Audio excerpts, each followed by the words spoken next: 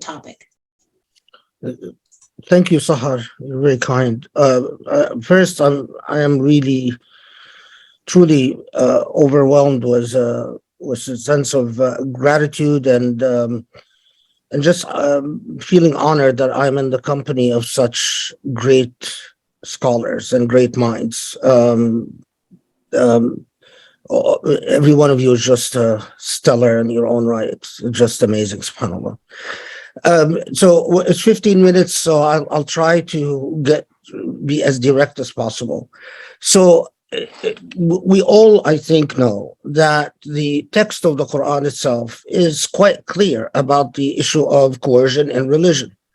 Um, in fact, in terms of religious texts, I know no other religious text that takes the at least the uh, direct propositional position لا إكراه في الدين قد تبين الرشد من الغي or ولو شاء الله لآمن من في الأرض جميعا أفأنت تكره الناس على أن يكونوا مؤمنين, that there is no compulsion in religion, no coercion in religion, and even more explicitly, if Allah would have willed, everyone would have believed. And then asks sort of the rhetorical question, God speaking to the prophet saying, so do you think you have the right to coerce people into believing? Well, so the Quran itself is quite clear about this. In, I think that the morality of the Quran was quite ahead of its age. And not surprisingly, in my view, the medieval Muslim mind created fine distinctions between the laws of apostasy, the punishment of apostasy, which ironically, so many Muslim jurists say that an apostate can be punished for death, but this doesn't contradict no coercion in religion. Also, the penalties that classical Muslim jurists specified for the crime of insulting the Prophet. And when they mean insulting the Prophet, it doesn't mean criticizing the Prophet. It means actually using obscenities or slander. That doesn't surprise me in terms of the medieval mind. The idea of tolerating difference, or even the idea of freedom to believe, it took human beings a great deal of trauma and intellectual development to reach. So in many ways, the Quran was ahead of its time.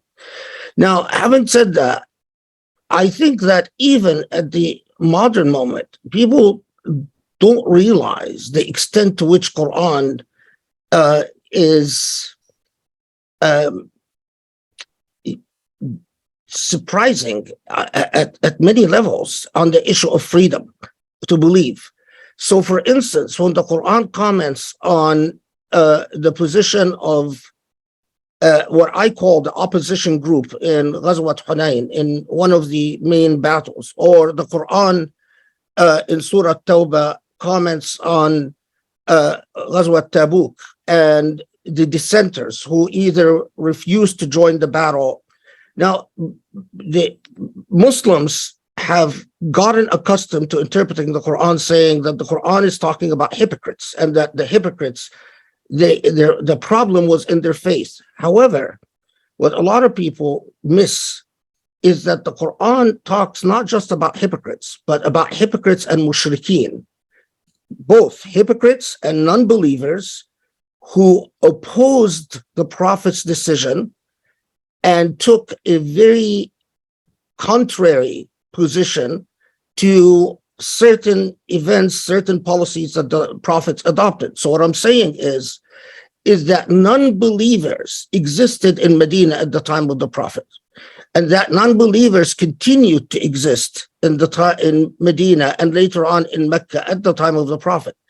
And that in the same way that the Prophet of Islam never took any actions against the so-called hypocrites, he also never took any actions against those who refused to become Muslim, both in Medina and later on after the conquering of Mecca, in Mecca itself.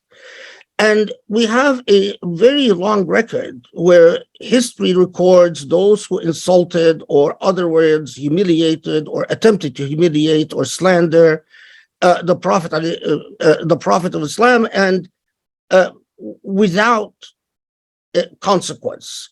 But nevertheless, the medieval jurisprudential mind was far more influenced by the laws, by the wars of apostasy that were launched by the first Khalifa Abu Bakr than they were influenced by the actual text of the Quran or their understanding of the Sunnah of the Prophet. Now, having said that, and because I know it's a very tight time, if so why haven't Muslims reinterpreted Islamic law to take clear, methodical positions against the laws that punish apostasy or laws that punish blasphemy in one form or another? Well, I think the answer is in the deficit of democracy in Muslim countries. And let me just say the most clear and unambiguous statement I can think of. Today, we live in a reality where in a country like Egypt, 100 million, over 100 million Muslims, a country like Egypt, you can, if you are sufficiently pro-government, you can say very critical things about Islam. In fact, you can say very critical things about Muhammad himself. Muslim airwaves every day are full of people like Ibrahim Isa or Nawal al-Saadawi, or when he was alive, Sayyid al-Qimni. Social media is full of individuals that live in Egypt that proudly declare themselves malahida, non-believers, and say some, but at the same time, you can get away with that. There is no way on the face of this earth that you can get away with criticizing Sisi. So we live in a reality in which we are asking people to accept the incomprehensible and the entirely paradoxical to them. Take a critical in what, for instance, in Egypt, they call Taqdeed al-Khitab al-Dini, renewing Islam or renewing, where the dictator that rules the country, that single intellect that is at the top of the helm, who is entirely sacrosanct. You can't criticize that dictator directly or indirectly. The dictator is effectively more sacrosanct and sacred than the prophet, than God, than the companions, than anyone. What you see in Egypt, you also see in Saudi, you also see in the Emirat, you also see in every despotic paradigm. And I think that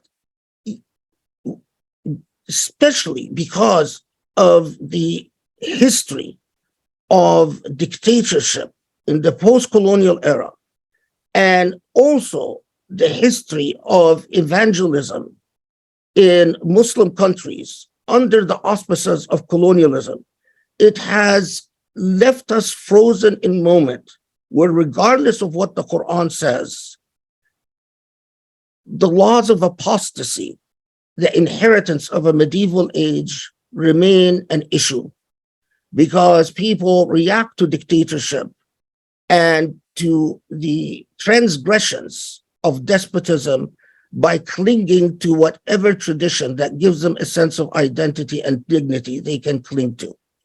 And they cling to that tradition often in irrational ways and in ways that are very difficult to negotiate with. I don't know how much time I have left, Sahar, but if I can say, I remember watching, and this is perhaps Dr. Radwan Maswoudi can comment on this if he wishes. I remember watching when Morsi died, There was someone in the Tunisian parliament that just wanted to read the Fatiha on the soul of Morsi. And the hysterics that I saw some people go into, in Congress, you can say prayers where you acknowledge Jesus all the time. But in Muslim countries, we are so thoroughly colonized that even reading the Fatiha in a parliament becomes an international event. And ultimately, when I saw the reaction to just someone reading the Fatiha in the Tunisian parliament, I knew that it would be a matter of time before that democratic experiment is overthrown, as always happened and has consistently been the pattern. So I don't think it's a simplistic matter of just saying, well, the Quran doesn't approve of coercion and expecting everyone to understand what that means and the full implications of that is. I'll stop here, and inshallah, if there are questions, I hope I said enough to ignite an interesting conversation. Thank you. Thank you.